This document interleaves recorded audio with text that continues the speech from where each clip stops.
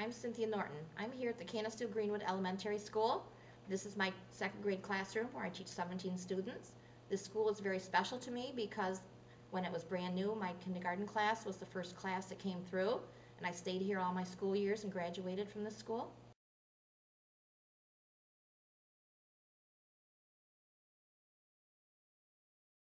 Well, I'm an only child, so I didn't have any playmates living out in the country. So my parents were my students. I always had a passion for school. I went to Sunday school, so maybe that's where it came from, watching the teachers, because I wanted to be a teacher even before I went to kindergarten. So my parents were my students, and I made worksheets and different things for them to do.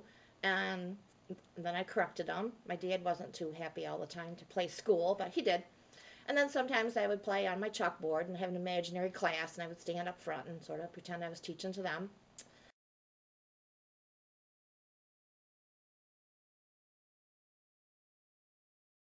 So I went to Empire State College, and at that time I was a teaching assistant here at the school, and I needed the courses to be given to me on the campus. So they granted a first time ever year and a half leave to a teaching assistant with intent to come back to teach here as a teacher, which I did, and I came back. And about 2 years after that, I finally got a teaching position here after going to Alfred University.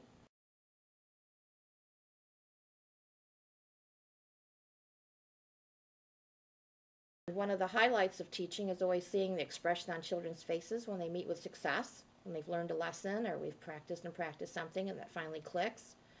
And 2 years ago, a former student came. She was in college, and I had her in second grade, and she remembered the way I taught, and she wanted to be a teacher. So she came on her college break and shadowed me for 3 days, and now she's a first grade teacher in Virginia. Last year, another one of my former little second graders came. She's a senior this year. She's being homeschooled, but she thinks she might want to be a teacher. So she came last year and spent one day with my class, and I had her do some little small groups and some teaching and things.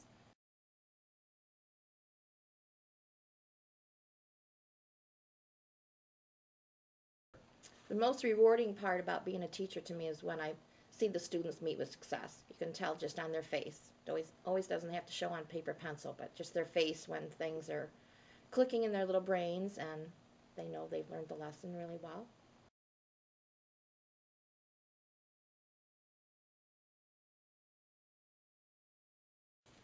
Well, I love the second grade because they're 7, 8 year olds basically, and they're so eager to learn. They're just sitting there listening to almost every word that you say.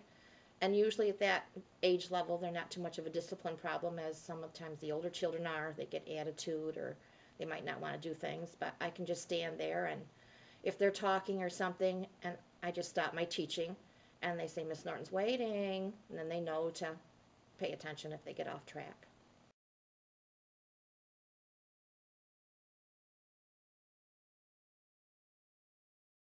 Yes, over the past 22 years, education has changed quite a lot. Used to have extra free minutes to do like extra kind of fun art projects and things, but now teaching is really intense. So I try to make all my lessons fun. That was my goal, to make learning fun for them. So it has really changed in the last years. There's more to teach and less time, so you have to be creative. If you're doing a reading story, maybe the story takes place in Alabama, well, there's your chance to bring in social studies and teach a little bit about Alabama. So you have to coordinate your lessons so they all go in together.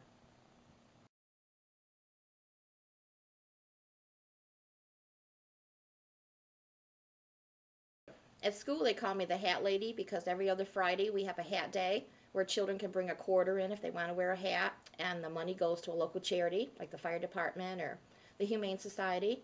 And I also wear decorative pins and socks that go with my lessons. And this keeps my students motivated because they never know what I'm going to wear, so they're always anxious to come and greet me at the door in the mornings.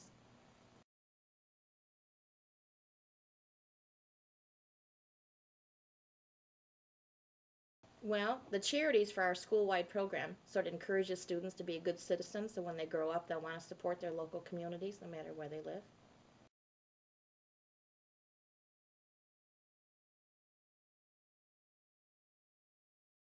One of the fun things we do in my classroom is we have the author of the month, and this month we're doing Dr. Seuss. So we read a variety of different Dr. Seuss books, and the children enjoy them. Sometimes they read it with a partner, or they do independent reading.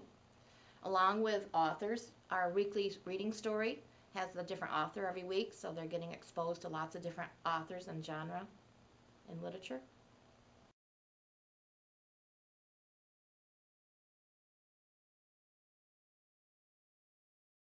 In the fall is one of our science projects. We hatch out monarch butterflies. We get the caterpillars and we feed them the milkweed plant, and we watch them develop and go through their metamorphosis and their changes. And then we look to see if they're boys or girls, and we put it on our chart, and then we go outdoors and let them go free.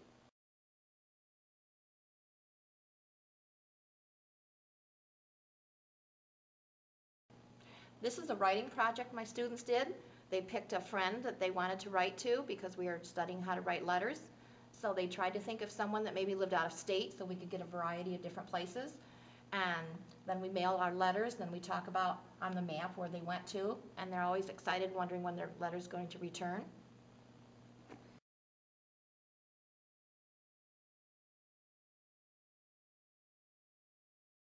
Okay, every week we have a special student that's Student of the Week, and that means they get show and tell every day, and they can bring in family pictures and explain anything they want to about their life, or they can bring in a special game and play with the class.